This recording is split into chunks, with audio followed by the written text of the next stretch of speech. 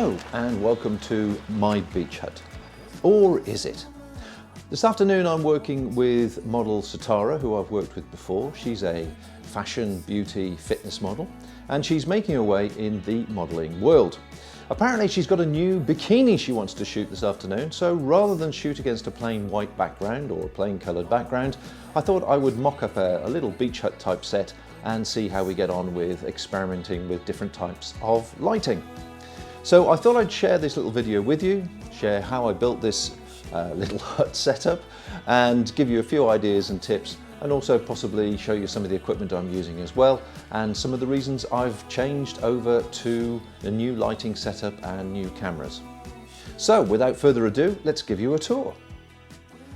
So here we have the wider shot showing you all the sins and how it's all bolted together. Let me just give you a quick run through of some of the component parts. These backdrops are the cheap little inkjet backdrops that you can get from eBay in my case, 5 foot by 7 foot, and they are clipped onto partition boards that you'd see in an office. I'll show you how I've done that, just using tarp clips to pull the material tight, because obviously when it's straight lines, if you can see ripples and patterns, it's very obvious. So they're great, and they're just basically clipped together with big clips holding them together. The roof section and the cookie are just willow, some willow fencing, which I'd got left over from doing a project in the garden, and so I've just stapled them to a couple of pieces of wood and then clamped them down. So I've got them supported at the moment off a couple of autopoles. Brilliant autopoles, I have to say. It gets rid of all those tripod legs and light stand legs you're forever tripping over, and with these various super clamps you can really mock up and put together things very quickly and move stuff around in the studio. So it's all held together with super clamps and auto poles. The posts that I'm standing in front of here, or posts I've got either side of me, are just literally a couple of normal fence posts which are velcroed to a bar that's going across, once again held by super clamps.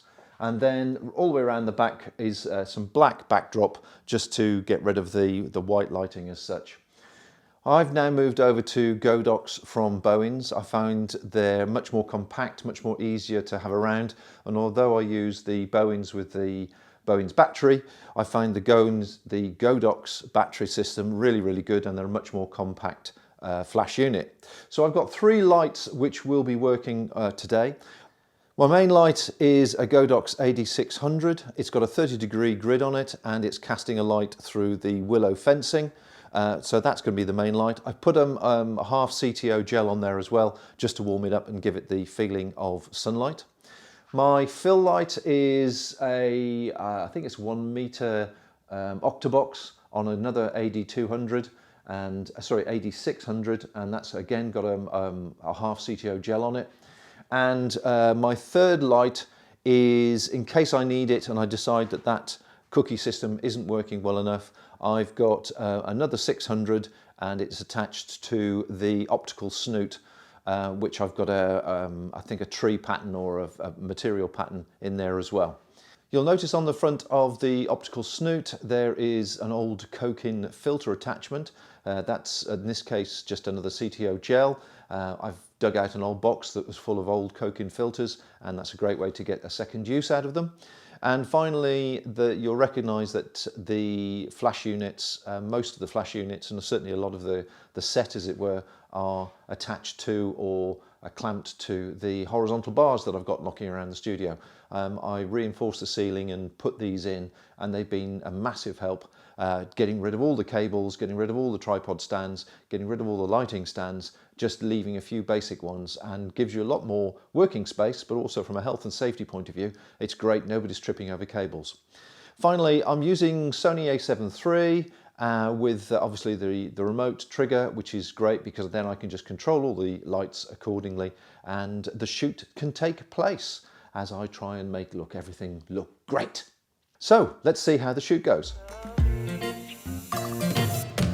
Now the summer came, we can go everywhere, so let's take it to the beach. Girl, it's just you and me. Now the summer came, so we can go everywhere. Let's take it to the beach. Girl, it's just you and me. Now when the summer's here, maybe we can disappear. me.